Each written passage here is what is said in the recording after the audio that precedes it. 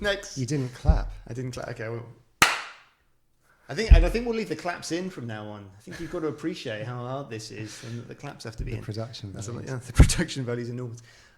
So, something I've wanted to talk about for a long time, and I've alluded to it in other videos in this series, is the importance of the addressable market for your product.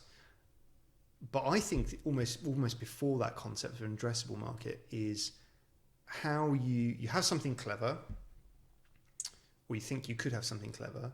How do you know where to put it? How do you know to go and talk to? Who are you going to sell it to? And how do you identify that? Because I think so guilty in science and academia or in any kind of science is saying, oh, I've got this guy, so clever, I'm so clever, I've got this great idea.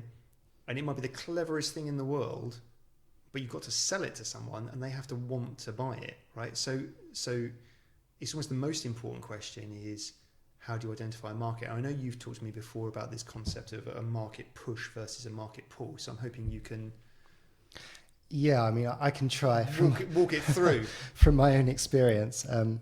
The way I normally talk about this concept or start to talk about it, before the pandemic, when I come and give the lecture in person, is I start off by reimagining the fire triangle, right? So to have a fire, you have to have oxygen, heat, and fuel. And you take away any one of those, you don't have a fire.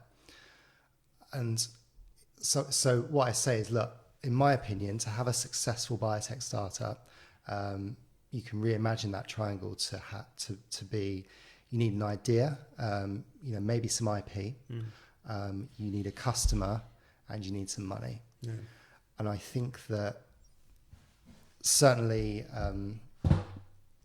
companies I've been aware of in the past, or maybe I've worked for some of those companies, they've had, to your point, a great idea. Maybe they've had some money, but it's hazy as to who's going to buy this thing, right?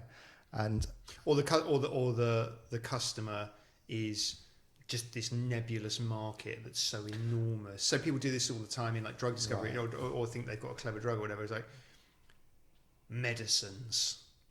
Do you know what I mean? Yeah, and I think we talked a little bit about terpenes in the last video, and the thing about that is that people will say, well, do you know what, the global market for terpenes is X billion per year, therefore I'm gonna make this. Yeah, so I can make this terpene, this one niche terpene, and the market for terpenes is X billion. I'm a billionaire. Right. And so I think that actually what's missing is going out and speaking to people who would actually buy your product and doing the market research and figuring out, well, look, if I want to produce, a particular something, what's the competition?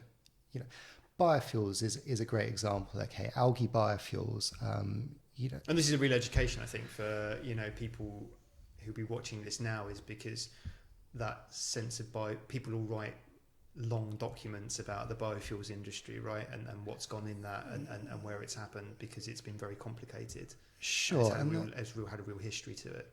Right. And the thing you need to know about the biofuels industry is that, about algae biofuels, is that, you can produce algae biodiesel for about $3 or $4 per gallon. Yeah. And actually you can produce fossil diesel for $1 per gallon. Yeah. And so the idea that, you're going to be competitive, on a, with the global production of sort of petroleum-based diesel is not reality currently. Yeah.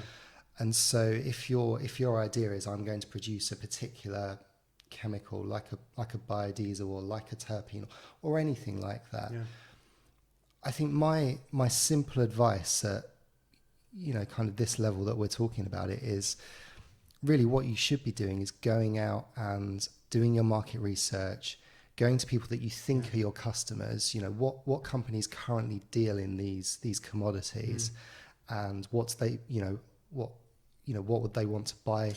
And that's I guess what you're describing is how you do what we call a market push, right? Where you've got an idea and you're like, I think there's a market somewhere, I don't know. So what you're saying, if you want to push it on people, if you want to identify the market after the fact of making the product, then what you're saying is you need to go out and talk to people that are already in the industry in some respects, and say, how are you doing this? Where's my space and where do I fit? Yeah, and I think biofuels is a good analogy. Sort of, particularly I know the most about algae biodiesel, I guess. If you're producing algae biodiesel at 80 cents per gallon, just for the sake of argument, you're going to be in a situation where there's a market pull because people are going to look at, right, Yeah. exactly. And whereas if you're producing it, for $2 or $3 or $4 per gallon, right now with the price of oil, like it's not going to work. right. I mean, as an example, if you're, so you're more expensive. So in that case, you're in the situation where you're in a company that produces this product that isn't competitive with a conventional solution. Yeah. And so you need to be in a push situation. Yeah. Now, actually, in the case of algae biodiesels, the push situation is, well, maybe we can get it into jet fuel, let's say. We can make certain that was the argument. make certain sectors greener. Yeah. But I think, but it's almost worth not terribly long. So I think there'll be people who'll pick apart biofuel in the future. Right. I think what is interesting about that is that any human being would say, I can make fuel, I can make biofuel, right? It's going to be really green, and won't have to have petrol. I can make it. I can make you absolutely loads of this stuff. I can scale it up, right? You'll be able to run your cars on it. It should be philosophically the safest bet in the world. Anyone be like, of course, we should be pouring money at this. But what the reality of that was that what almost got lost in the hype around that was that the price of oil is like this, and we can't get there. And this is, we talked about this in the last video, and I don't like to cross the videos too much, but doing that techno-economic modeling of your process, people must have done that and said, I'm going to be at 4 to make this viable. I need to be at, under 1 or whatever. And so it was never going to be a goer. And so you look at it now with the benefit of hindsight and say, why did that have such an enormous bloom in interest? Not being down on it because it's so important. It will be important for the future. It will have its day for sure. That science will have its day when things happen. But why did that happen? Why was it that all of the rules kind of went out of the window around that? Was it just because it was so attractive and so important, and people knew that it was important philosophically, for the environment? Or I think is important. It will still come right, doubtless.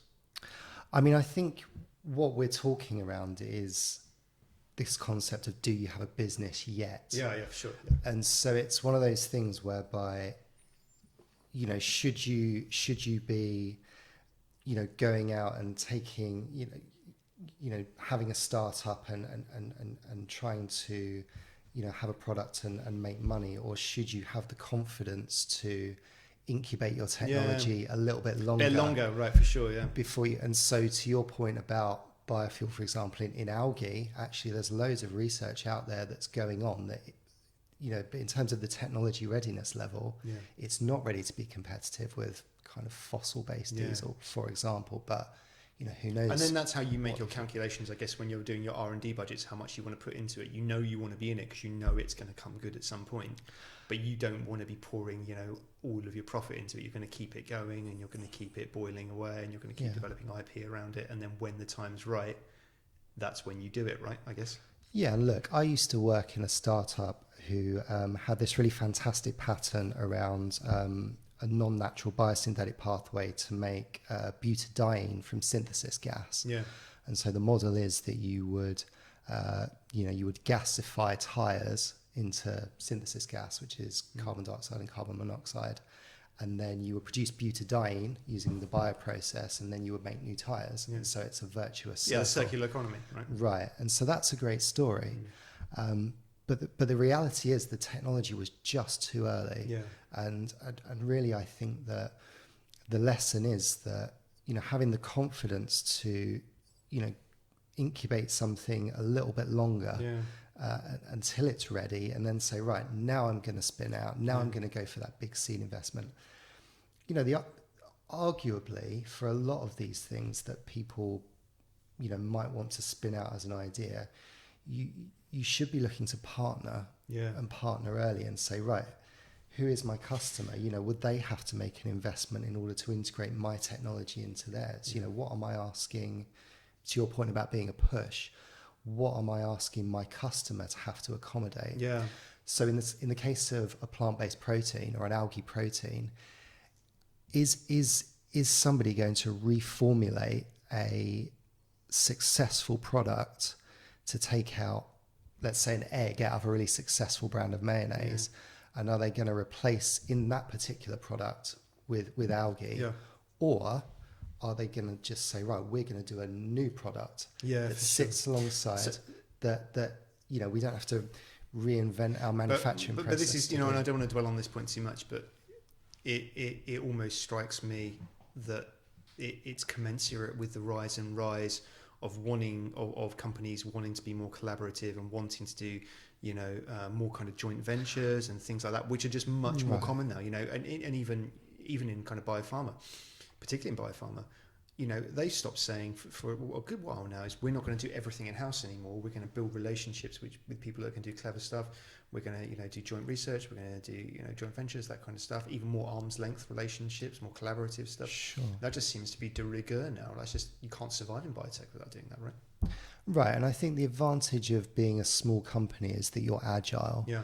And, you know, this idea that Algenuity would, you know, be aware of an opportunity in the plant-based protein space and be able to rapidly pivot to kind of take advantage of it, you know, is precisely to your point why, you know, quite often, you know, these kind of smaller innovative companies are attractive acquisition targets, because, you know, one of the maxims that I've heard around conferences is that, you know, the very big companies innovate through acquisition. Yeah, for sure.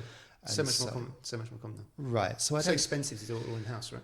Sure. So I don't think it's a sin to have your business model be, we would look to be acquired, because actually being acquired means that, you know, you would get integrated into that manufacturing process, that R&D process, well, look, rather than having to try and develop it all and push it yourself. Yeah, and I don't think that's attractive. And so we talk about push, and so we should talk about pull. And push is almost easy to understand, right? Because as a scientist, you can be like, I can have a good idea, and I've got this good idea, and all right, cool, I need to find a market, I need to talk to people, I need to, you know, be realistic, maybe incubate a bit longer than I think to find the right space. With a pull, it's a bit more hard, right? Because you're like, do you know what? I can see a problem, and then your role is to innovate around a problem. Yeah. Right. And so the question then becomes, it's a really hard question. How do you, and this must always what I think is important, because people must feel like it's magic. Like, how do I work out what problem I'm going to tackle? I haven't got a solution yet, and I'm just going to start with a problem and then solutionify it. You know, what's your perspective on that? I think that's so much the heart of, because the idea of a push I think is hard. An idea of a pull everyone likes the idea of, because you have a ready market, you have a ready customer, you know it's good, you know it's going to potentially make money. If only I could solve the problem. Right. So what's your perspective on that one? Like, how do you tackle that sort of philosophically? And I think not philosophically, practically. To make some money. Right, and philosophically. I mean, again, this is why, you know, I think the Algenuity story as a case study is really applicable here, because, you know, really what Algenuity spent a long time doing, you know, under the umbrella of an angel investor, right, is they had the time to... Which is maybe an important point, right? That context of the angel investor. Sure, exactly. But they had the time to develop that background knowledge. And then when an opportunity came along, they were able to say, right, you know, we take a bit of this knowledge here and a bit of this knowledge here, we pivot rapidly, we produce a product, and actually we speak to... You know, we can speak to people, we can go back to people and say, look, remember that thing we were talking about? What about this? And, you know, just in a nutshell, I just think that it's so important to immerse yourself in not just the technical part of what you're doing, but just in, you know, the industry around it, you know, the broader field. Industries you're targeting, you know, and just be present is a difficult thing to do. It's a difficult thing to do. But actually, this is why having a good team is the other part of it, right?